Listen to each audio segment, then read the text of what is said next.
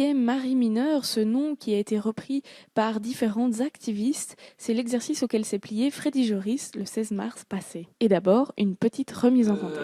Donc au XIXe siècle, Verviers devient une des 5 ou 6 villes les plus importantes de Belgique, à l'époque où elle était capitale de l'industrie lainière, capitale mondiale. Verviers donne aussi le ton en matière syndicale. Le premier syndicat de l'époque de l'Internationale s'est créé à Verviers en 1868 chez les métallos, puis dans le textile, puis chez les menuisiers. Les Verviétois obtiennent la journée de 10 heures au lieu de 11. C'est un mouvement ouvrier qui gagne à ce moment-là. Il faut savoir qu'à l'époque, au XIXe siècle, l'infériorité de la femme est totale, elle est légale. Ça vaut aussi bien pour une ouvrière du textile que pour la bourgeoise la plus fortunée. Les femmes n'ont pas le droit de vote, a fortiori elles n'ont pas le droit d'être élues, elles sont dépendantes de leur mari pour absolument tout. Elle était née, j'y arrive, à Audimont en septembre 1831. Son père est un ouvrier teinturier et par ailleurs illettré. Sa mère est ménagère. Il y avait des logements ouvriers de 2 mètres carrés. Partout, le travail commence à 5 heures du matin.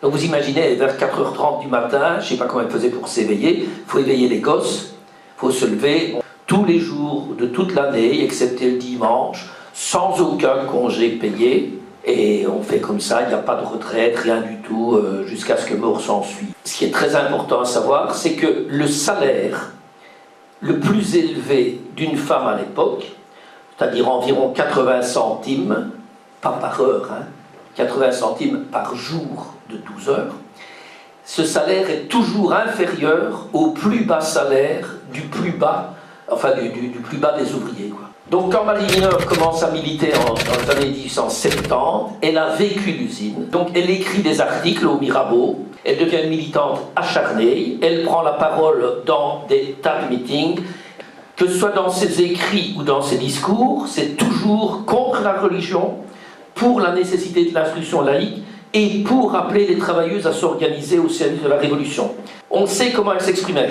La Gazette de Liège la traite de pétroleuses. Donc les pétroleuses, c'était les femmes membres de la Commune de Paris qui, soi-disant, avaient mis le feu au bâtiment de la ville de Paris. Toujours la Gazette de Liège, je cite. « Elle a la voix facile, le verbe haut, et elle parle abondamment et de façon à entraîner son auditoire. » Et alors tout le temps, elle s'exprime comme socialiste révolutionnaire. En 1877, Marie Mineure fonde le cercle L'Athéisme, consacré donc au combat contre la religion, et elle crée en 1878 des cours d'instruction laïque pour les enfants du peuple. Marie Mineure devient aussi active dans l'action laïque qu'elle ne l'a été dans l'action ouvrière. Elle prend la parole un peu partout, à Verviers, mais aussi à Bruxelles. Et chaque fois que des cercles laïques demandent à Bruxelles une oratrice, quand il s'agit de la Wallonie, c'est toujours Marie Mineure qu'on leur conseille. Et puis, fin des années 80, et ce sont ces militants qui ont créé en mai 88 la première fête de la jeunesse laïque, donc ce qui existe encore aujourd'hui régulièrement à la Maison de la Laïcité, fête de la jeunesse laïque dont Marie Mineure a été la cheville ouvrière jusqu'en 97. Marie Mineure est ensuite tombée dans l'oubli comme le féminisme dans le mouvement syndical. Après, je ne sais plus du tout ce qu'elle devient, si ce n'est qu'elle meurt un jour. Mais vous allez me dire que ça, vous l'auriez bien deviné.